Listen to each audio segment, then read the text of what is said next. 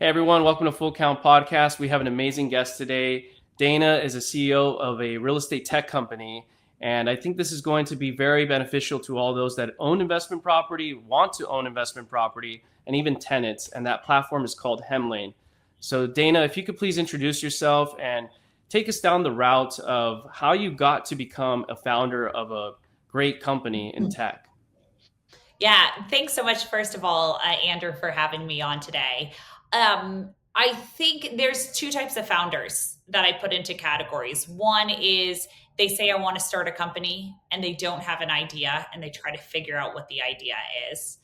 The other is, hey, I've got a problem. Now let me find a solution. I fell into that later category of knowing that real estate, purchasing properties, it's actually much more difficult to do now than back in like 2010, 2011 when I was thinking of this idea.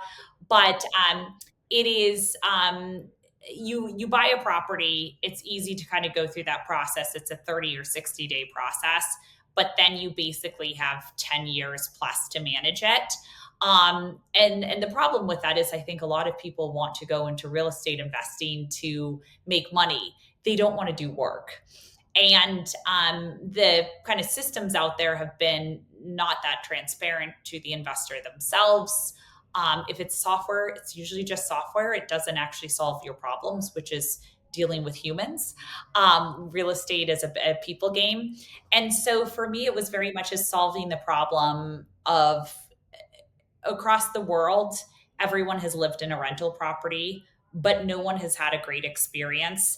And everyone thinks of their landlord as a slumlord. And every landlord is like, oh my gosh, my tenant just called me on Sunday at 9 a.m. and I really Yeah. don't want to answer this. So trying to solve that problem was what it was. What's interesting about starting the company is I didn't have all the puzzle pieces together at the beginning. I knew there was a problem. I didn't quite know what the solution was. And so that's been interesting and fun to build because it's been a lot of design thinking, a lot of innovation, a lot of thinking outside the box, and also just getting crazy ideas that somehow you're like, actually, this will work or this could work. And a lot of it has to do with timing and the people you're working with. Right. So then you actually knew of the problem and you then wanted to solve it. I guess there's other founders that just go in and say, I want to be a founder and start something from scratch without knowing. Yeah, there's a lot of those. And I think the That's reason is, tough. and the problem is they see like the Googles and the Oh, Instagrams and the TikToks and the Snapchats and are like, oh, I want to be like them. I want to start a company. And so some of those actually are successful. There's other ones more often than not that aren't successful because they're coming up with random ideas until they find something or come across something. right. And I think in the market of capitalism, for the most part, you have to solve a problem. And I think that's kind of where you started then. And obviously, there was a big problem in real estate in terms of property management. Like you said, there's so much ins and outs and problems with the tenant and the landlord not being able to come to some sort of agreement. So if you can explain Hemlane and let us know like what exactly like what's the business model and how is AI used? Because I myself, as I think I expressed to you earlier, had used Hemlane when I owned my own investment property, which was my first one ever, and I had a great experience. But from your words, I'd just like to see what you say so the audience can understand what Hemlane's all about. Yeah, so Hemlane is a property management platform where you can get everything from help finding and placing a tenant to the day-to-day operations. You get to pick and choose your experience, and a lot of times I tell um, new inquiries who come in when they say, what package should I have? I say, this is really a personal decision. How involved do you want to be? How much manual work do you need, or do you want a much more passive, hands-off, five-star experience? So it starts with tenant placement, finding and placing a tenant. There's three different ways to do it this yourself. You can just use our software. We'll advertise it all to all the listing websites, respond to inquiries, help set up showings where you show the property. Then we'll do the application, background credit check, income verification, and then lease agreement directly in app, e-signature, all the way to collecting move-in funds and the tenant moves in. That's experience number one. Experience number two, which is our fastest growing, is self-guided tours. We use single digit codes for every tenant. We do biometrics. We scan their face. We have their ID Oh, on cool. file I didn't utilize that before. part. Uh-huh. Yeah, I don't even know if it was around back then, or if it was, I think a lot of people were skeptical then, and they were always worried about squatters, which is funny because that is like the least of your worries when you hear about our security process. Um, but then when the tenant shows up, we give them their code. We already have their ID on file. We've scanned biometrics just to make sure it is who they are in person. And then we're on the phone with them as they're touring the place. We make sure they lock it up. We have photos confirming everything's been locked up and they're walking out the door. So that's option number two, is self-guided tours. And the third one is connecting you with a local agent to show your property. And so again, very much of a personalized experience. How do you want to go through and be part of have your property management done? And then we do something very similar on the day-to-day management. You can get access to 24/7 repair coordination, mediation. So if your tenant is late on rent, we'll have a mediator get involved. And then we have rental assistance as well. So when your tenants ask questions, you don't have to respond to those. We'll have a rental assistant do it. And then again, anything that we can automate, such as rent collection, late fees, bank syncs, so you have accounting. We do all of that for you. Our most beloved feature is our repair coordination one. But of course, I think everyone chooses their own experience in the application. Right. So then that's why. So we're able to utilize to what degree we want to how much in depth we want to utilize the service. But to what extent of that process from A to Z is it AI versus like a human being that's behind the phone? For example, when someone's taking a tour through the property, what do you say? Yeah. Yeah. It depends on the property and the situation, right? So typically, AI is most of the happy path, right? So if you have a property on market, you're getting 3 to 4 inquiries per day. We're calling all the inquiries, setting up the showings, everyone's booking showings, etc. It's basically a green path in our back system where it's like everyone's following the happy path. You don't really need humans involved. People are having a delightful experience. However, if it's, hey, a tenant hasn't set up a showing, but they inquired yesterday, that's when we're having humans reach out and be like, what is going on? Why don't they love this property? Why aren't they booking the showing? If there's something that's more complex where the tenant has a lot of questions and needs to talk to a human, it's also based on where it is in the process. If you have an approved applicant, they don't want to talk to AI. They want to talk to a human. They want to know there's people behind it. And so, we've never had a situation where a tenant has reached out to us and said, I feel like I'm just talking to technology, or I feel like this isn't legit, or I don't feel like people are involved, because we get people involved at the right time. There's a really good matrix, Andrew, with it. It's like this. So if you can see my hands, I've got them up. There's the axis here, your horizontal axis. Okay. That is basically IQ. So how smart is someone? Okay. So over here, very smart. Over here, not that smart. AI can solve that entire thing. That's why, remember Watson beat Jeopardy way back in the day? Mm-hmm. AI is very good at anything that is IQ. And so if I need them to solve something like adjusting rental rate in the system and prorating rent, or going through and answering questions based on data and information out there that's publicly available, super easy for AI to respond. But the other axis I have is EQ. Up here is high EQ, down here is low EQ, right? The best salespeople have very good EQ. They can read, they understand the other person, and they can make sure to close the deal. It's very similar in property management with something like repair coordination. If you have someone who has their heat out at 2 a.m.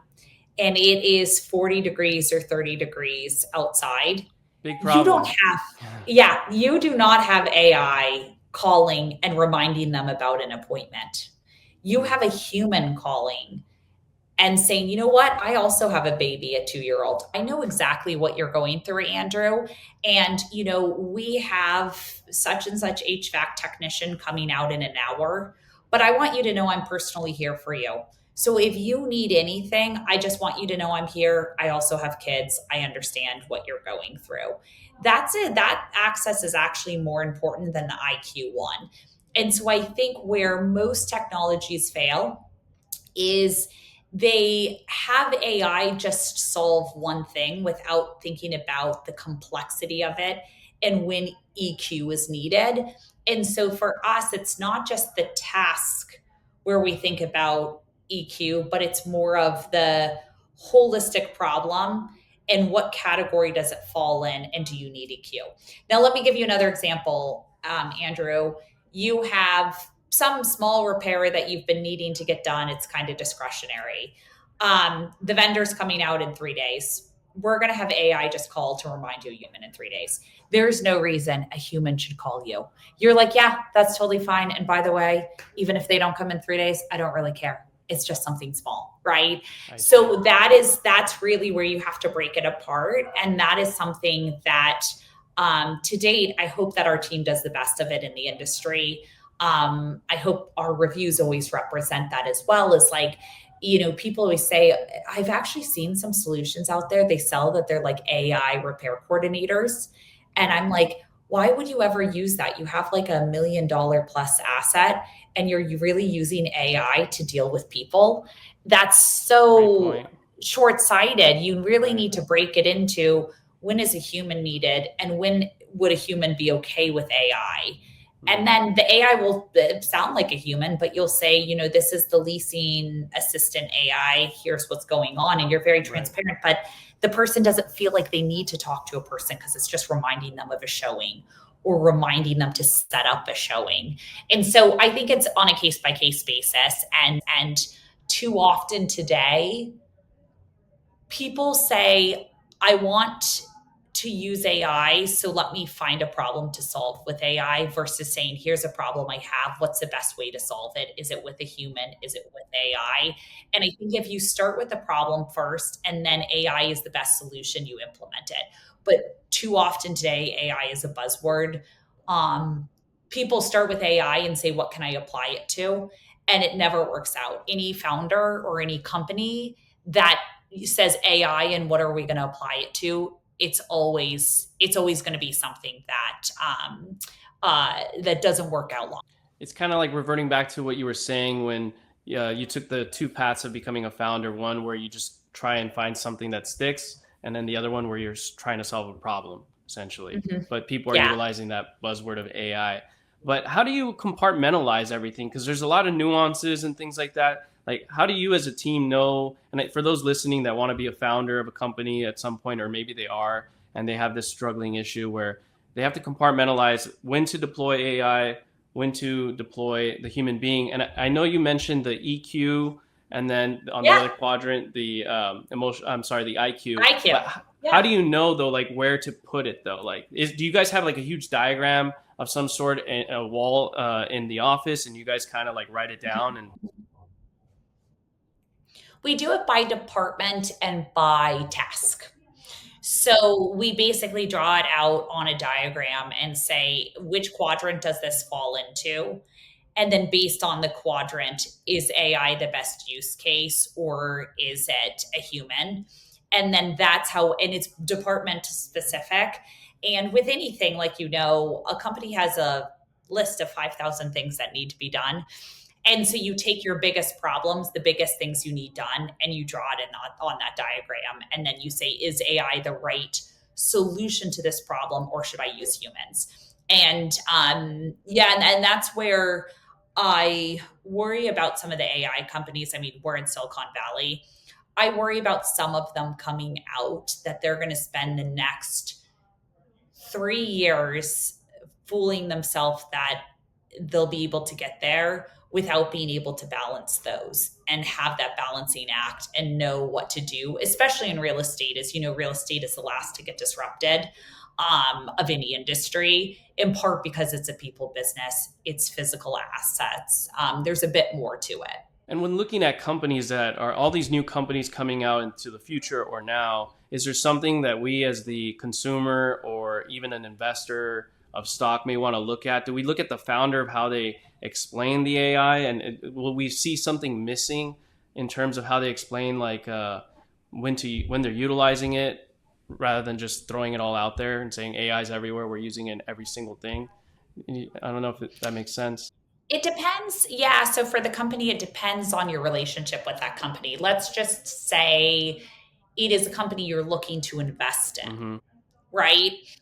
Um, it depends on the stage. If it's in very early stage, whether or not they're using AI or anything doesn't matter. At an early stage, if the company is just starting out, all that matters is people, because a smart person will be able to say exactly what I said and will be able to figure that out, right?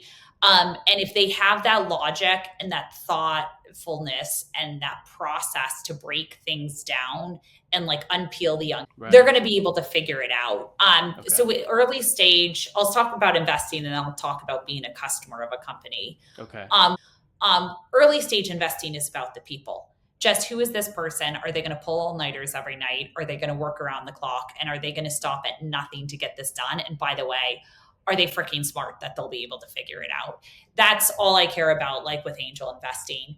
Once you get to, there's kind of this middle ground, like series C to series A or B, which is a bit wobbly because they have some numbers, not great numbers. So again, it comes down to team, a little bit of the team plus the product. Once you get past that, once you get to series C and D, it's all just about metrics and growth. The team, I mean, if the founder's an asshole, or the founders, you probably don't want to invest in them. Otherwise, it's about just what the numbers look like and then what their product roadmap looks like, and do you think they can execute on it based on the past 12 months. Okay. So that I think is on the investing side. And also, I think that's just as important when you are looking to join a company, because it's really like, hey, how smart are these people? How big is the problem they're solving? And like, do I believe they're the one? How can you tell who's smart though? Because a good salesperson, the car salesman, someone really good can like BS their way into making you think they have this high IQ. And I think a lot of it comes down to IQ. Yeah, it's so true. Salespeople are the worst because of that, because they're so good at sales. You know so well, and I've seen this with my experience of hiring and offboarding certain salespeople. If you drill down and ask, but why, but how, like a good someone who's a salesperson who doesn't know the product, isn't very smart, and isn't very thoughtful, will sell you the world and sell you the vision. But then when you say, and they're like, oh, of course we can do that. Of course we can do that feature. But then you say, but how? Show me how. Go into your app and show me how you do that. Okay, wait, but why are you doing it this way? If they can't logically think and you're drilling into things, into the details, they don't know what they're doing. And so that's like a very easy way to do it. The other way I would say is like, I try to, especially when I'm hiring people, they should do the same to us as I do to them. I try to get them out of their normal, typical setting. So, like a Zoom call is great for an intro. I'm trying to figure out culturally, do they fit in? Personality wise, you can't change personality. So, do they have a personality of perseverance? They're going to go through everything. They're going to be dedicated. They're loyal. They're going to figure stuff out, and they're going to stop at nothing to do it. And then, like, how smart are they? And they don't actually, smartest people at Hemlane, a lot of them, you've never heard of the college they went to. They went to a no name or community college or no college, but I guarantee if I give them the most complex problem, they can solve it. So I want to separate like education as well. Best team members fall into that category. But then I try to get someone outside of their setting. I try to get them for coffee. I try to get them somewhere where they're almost a little bit more relaxed. Okay. And then I have a conversation with them and I learn certain things like, okay, you used to be at retail, you worked at Allo. Yeah, it was, terrible dealing with this particular customer. What was so challenging about it? How did you solve that problem? How did you come out better ahead? Once you start having those conversations in a relaxed setting, you might hear some things that you're like, oh, that's how they solved that problem. That's not how I would recommend it. And so the more you get to know someone, it's dating on both sides, the more you'll know they're a fit. And so that's both on like joining a company as well as having the company have you join them. It's that. And it would be the same if you're an investor in any of these companies. That all makes total sense. Now, how about on the consumer side? If you're trying to decide between, for example, I guess this is a perfect example, Hemlane versus another one, how would you know? I mean, you've explained to the far extent of what Hemlane is, but Yeah. how does a consumer decide on all these new, shiny object of companies? Yeah. So I believe how you do one thing is how you do everything. I think first, do your diligence. Go and get a demo with the companies. Talk to the team. Ask specific questions. When you're in a demo and you have a specific question, don't just ask it and have the salesperson say, "Yeah, we can do that." Be like, "Great, show me how you do it in the app." How do you go through that process and do it? Go look at the reviews online of the company, see what people are saying out there, see how the company has responded to those reviews. All of that is really important in the process and how you do things. But I think as when you're a customer and a consumer looking to use a product, you want to do your diligence, especially when it's your real estate asset. I say it's a huge decision to make, so don't just jump into anything. And someone said it would work for them, so it works for you. You need to understand what's going to work. Okay. No, that's good. I have more questions for you, but I want to jump back really fast, selfishly for Yeah, my own of case, course. and also for anyone listening that's a founder or wants to be. There was a time when I used to be in the tech space in Palo Alto for a short minute when I was, I had a startup. But in any case, the diagram you were talking about, where you're able to compartmentalize certain scenarios for a customer utilizing the platform. If it's not a proprietary software, can you mention what you use for that diagram? Or are you literally drawing things out? Oh, well, that's pretty easy. We'll use Figma typically for a lot of diagrams because it goes straight to design. We'll use FigJam as well. There's other ones that the team uses, but I think for high level, not the like very detailed flows, we'll just use something quick like that. And a lot of times it will just be on like a board, like one of these that they'll like write it out on and just go ahead and write it all out there and then X things out. Sometimes I find using a computer to do it slows you down. If you get everyone in a room and draw everything out and then X things out and think about things different ways, you get to it faster. And you can just say AI, like say AI, like diagram Ah, into a I diagram. see. So you can do that as well. So you can do that as well. Okay, good. I've been doing a little bit of that, throwing it into like Rock, Super Grok, but also I like that you mentioned those software. What was it again? Started with an F?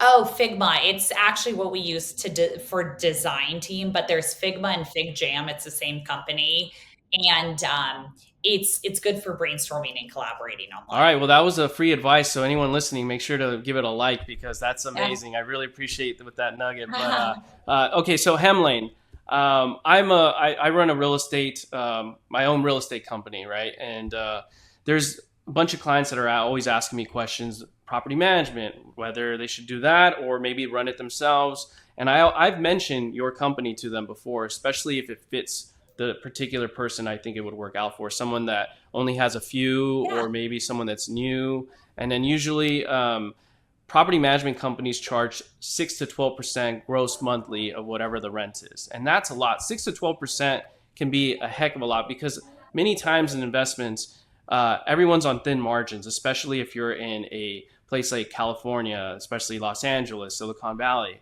Hemlane cost is a lot less, from what I understand. If you want to kind of mention that or things like that. Yeah.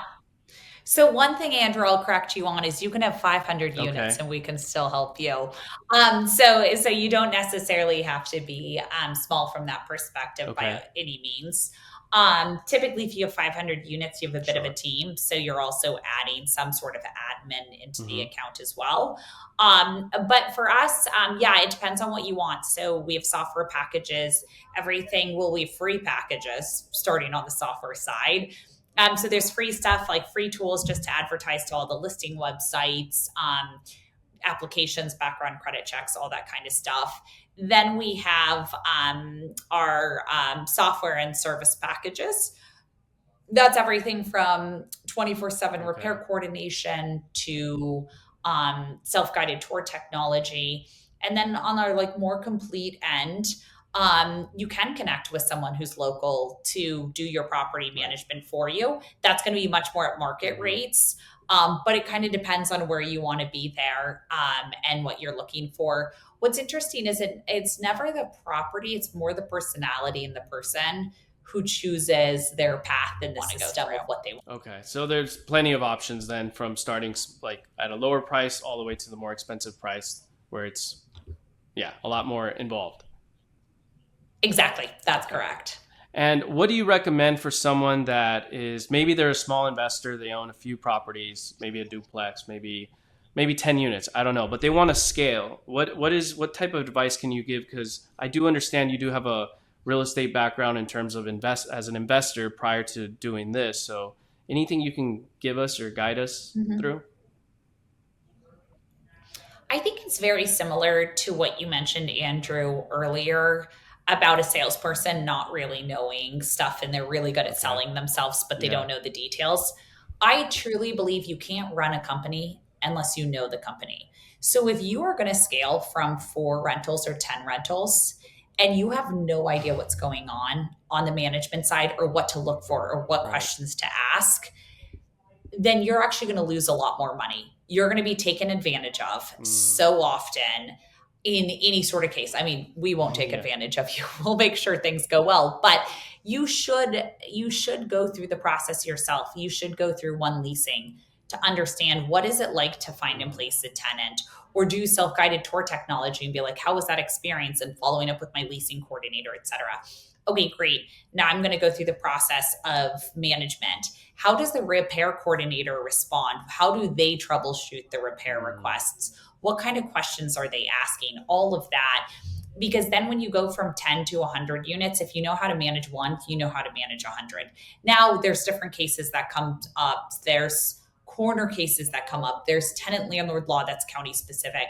But if you have a good overview of it, it's much easier for those just to be details that Right. you work on. And so I think anyone looking to scale needs to know, property management 101. Like my first questions that I look for, like when we work with a new investor, my first question is like, okay, well, what's your occupancy rate?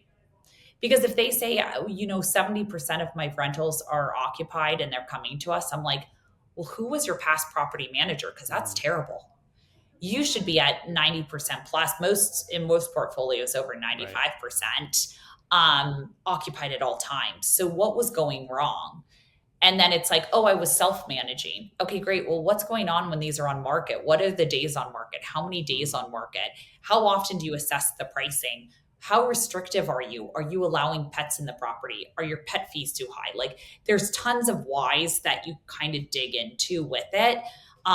But you'll greatly, if you know those questions off the bat to start high and then dig into the details, you'll make sure you're maximizing cash flow and you're running a really tight ship, even if you're not involved in the day to day later on. I see. So basically, what it is you really need to understand numbers and get very involved. You can't just be let someone else be behind the wheel and figure it out all for you to some degree. You really need to know what you're buying numbers wise. Yeah, you need to have benchmarks. You need to have benchmarks, and you need to know what is a acceptable vacancy Mhm. rate. What is an acceptable amount to spend on That's repairs? important. Like you Yes, you're need right about that. benchmarks. Because some people will take advantage of you for sure if you don't know what the price should be. Yeah. Yeah, Yeah, you need benchmarks, and then you need to understand when you're not hitting those benchmarks Mm, exactly why. Do I have a lemon property? Do I need to 1031 it into something else? Do I have some other right. external factors? Or is it a people problem where my team's not working? Too often, when people come to Hemlane and they're like, yeah, this has been going on. I haven't been making money. This is an alligator property. I've been losing money on it. They're like, it's my property manager's fault, right? And I'm like, okay, well, let's learn a little bit more. What's going on? What's going on with your property manager? All of these things.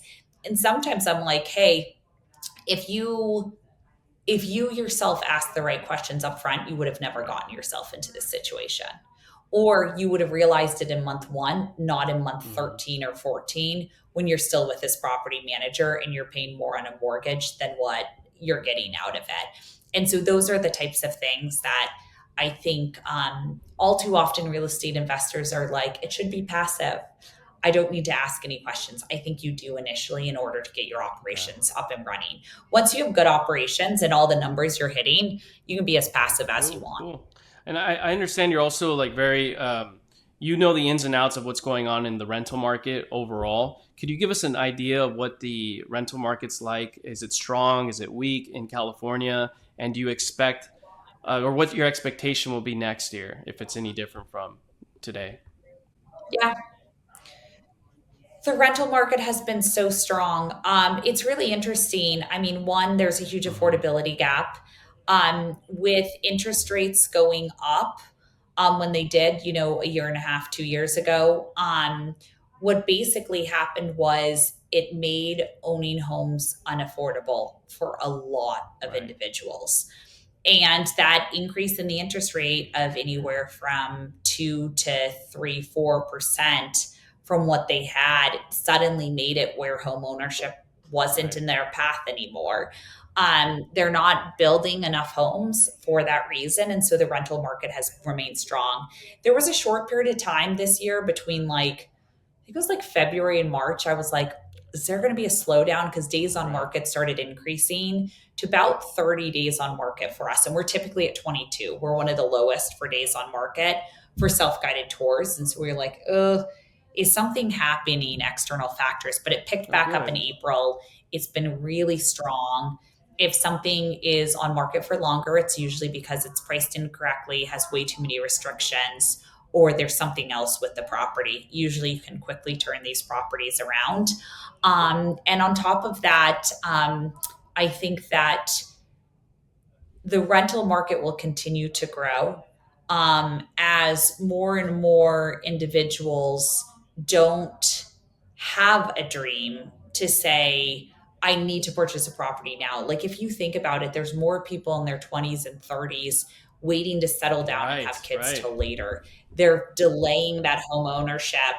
And that's a huge factor in it. And then I also think what's fascinating for the smaller investor, so not the REIT, is that with people working from home, people need more space. So single family homes and larger complexes or like Right. larger apartments are suddenly something that they're more interested in because they need a home office. And so I think that's really benefited the retail investor, so the small Mm, mom and pop, more than ever because people are saying, hey, I can live in the suburbs and go into the city once a week versus five hmm. days of the week.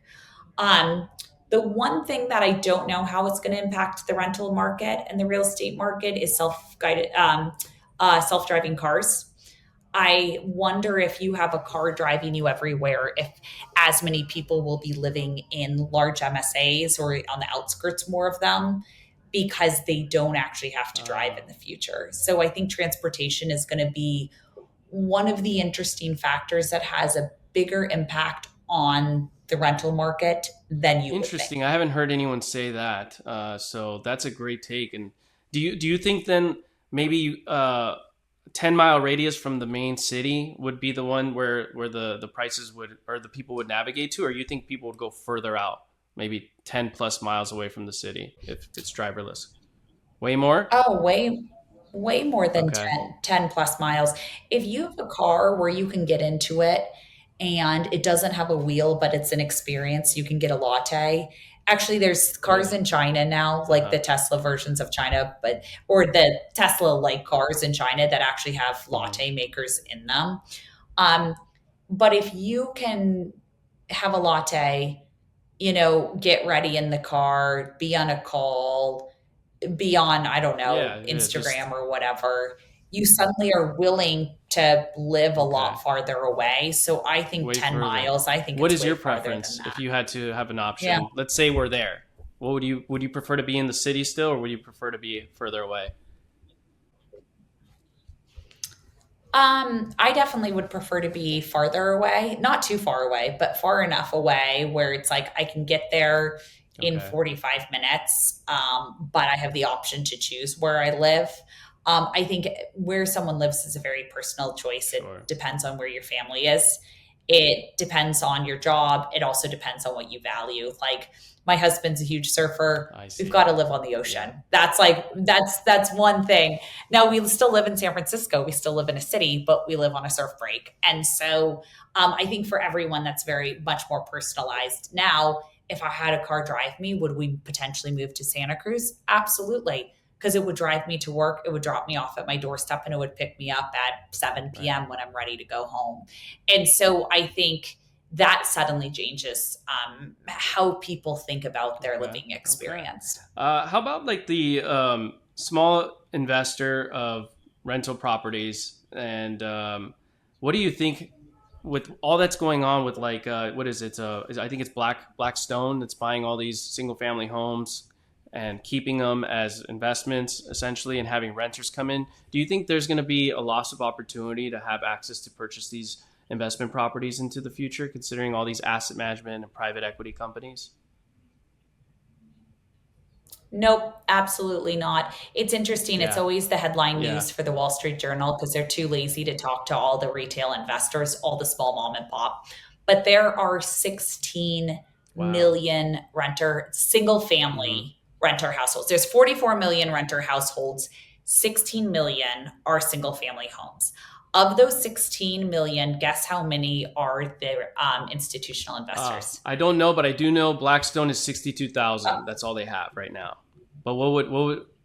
Uh huh. Yeah, it's only it's Oh, under it's a 400,000. blimp. And it fluctuates based on the market. It's a blip I compared to the see. 16 million. But Wall Street will be like, Blackstone, these large institutions just bought up, 20,000 rentals here. But then when the market changes, they also sell the Right. whole 20,000 portfolio and it goes in cycles. And so, are they a player in the space? Yes. Should you focus on them? Probably not. You should do your work. You should look at your buy box. This is what I need Okay. to make this a good deal. And every single time you're looking at those deals and what to make, you are constantly asking yourself, um, with those deals, hey, does this fit my criteria? What is my return on this versus something else? And you'll find a great property. But if you're worried about the institutional investors and worried about other things versus what's in your buy box, you'll probably be there in 10 years wishing you bought That's the 10 case years most of the earlier. time. People always say, "Oh, I wish I bought yesterday or last year or 10 years ago." It's always the case because of appreciation for the most part. Yeah. Yep. A couple more Yeah. questions for you.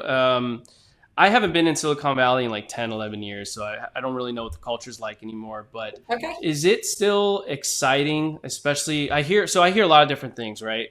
From what I read on the Wall Street Journal, Twitter, or X.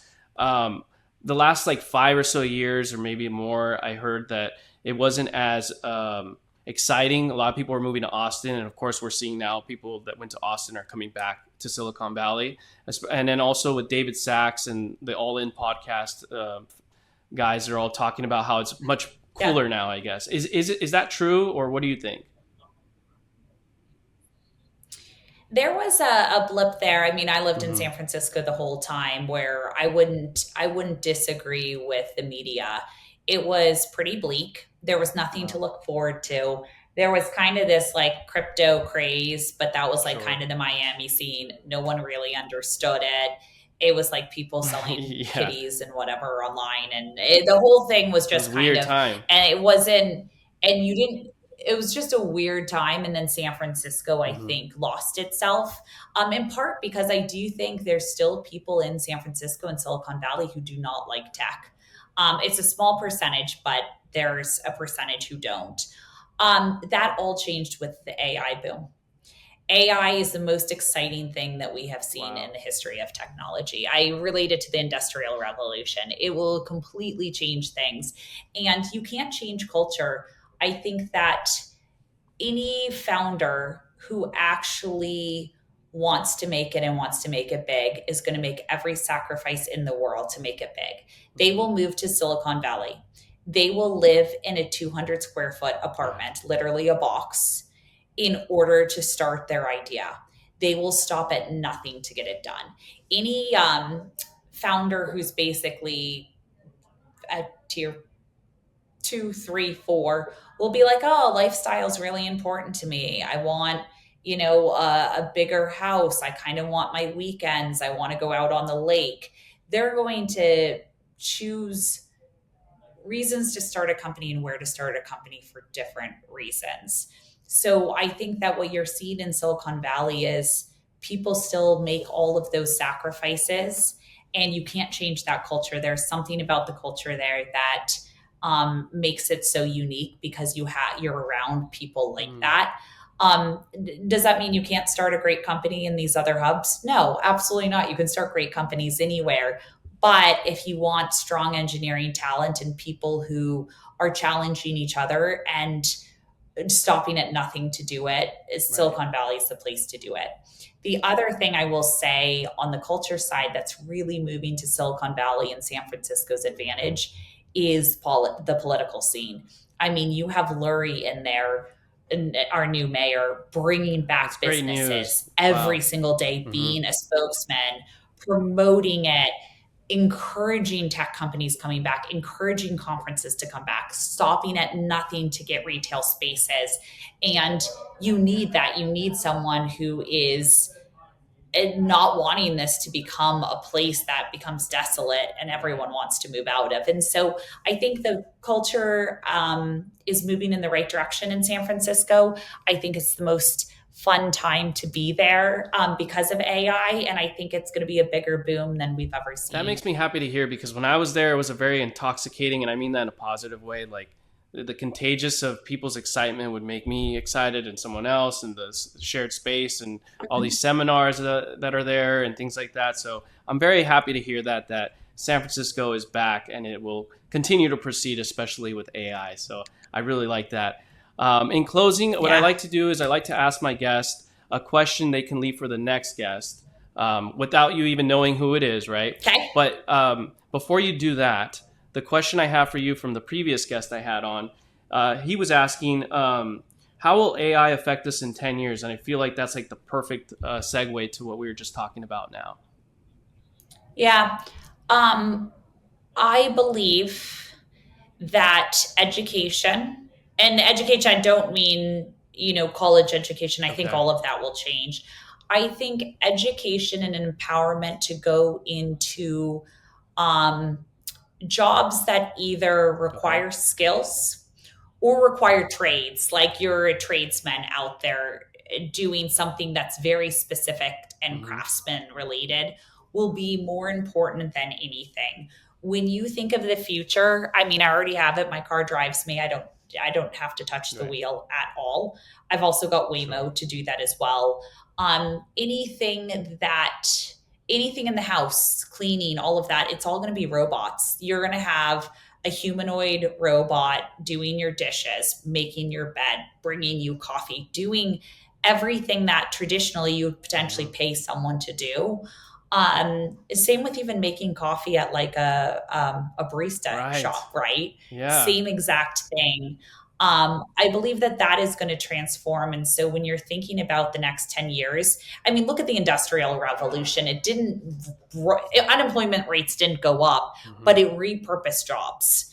And so you're going to have to think of this same thing of repurposing jobs and how you think about that. How do you get in on this boom and not get replaced, but be the one who creates the Right. new job opportunities for people to take in new sectors?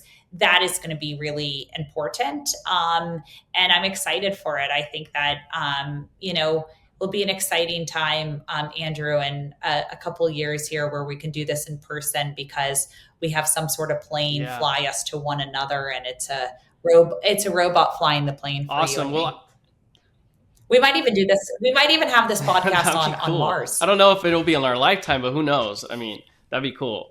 I will be visiting out there soon, so I'll let you know. But that's all good news to hear. I know some people are afraid that unemployment will go up, as you mentioned.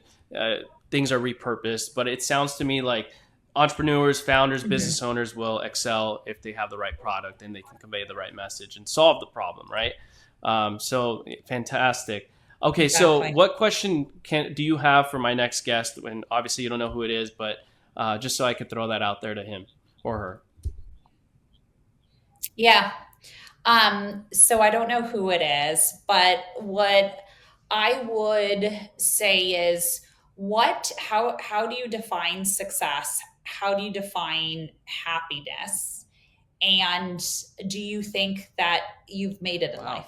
that's very powerful, and it's on that emotional intelligence of things and how to, live through life. That's cool. I like that. Okay, I will definitely ask that, and really appreciate your time. Where can people find you? Social media? I know it's hemlane.com, right? Is there anything else that you want to plug in? Yeah. Hemlane.com. My name is Dana Dunford. I also love emails, even if it's just a cold email from people. So you can reach me at Dana, Dana, at hemlane.com. And any questions you have, everything from property management, just to how I built it or how you want to build it. Excellent. And I can attest to that because I believe in 2021, you may not remember, I cold emailed you about a problem. I don't know what it was anymore at this point, but you emailed me back the next day and I was like, wow, founder of this company replied to me. That's wild. That doesn't happen. I can't believe it took me a You day to did. Well, respond to you. I uh-huh. usually don't go to bed until my inbox is at zero. So now I feel Well, I terrible, work late at Andrew. night when I do cold emails, so that's probably what it was. Yeah, to make you feel better. Okay, okay, okay, Uh, gotcha. but thank you so much. And anyone watching, I hope this was helpful or listening as well. Like, subscribe, and have a good time. Thank you. Thanks for having me.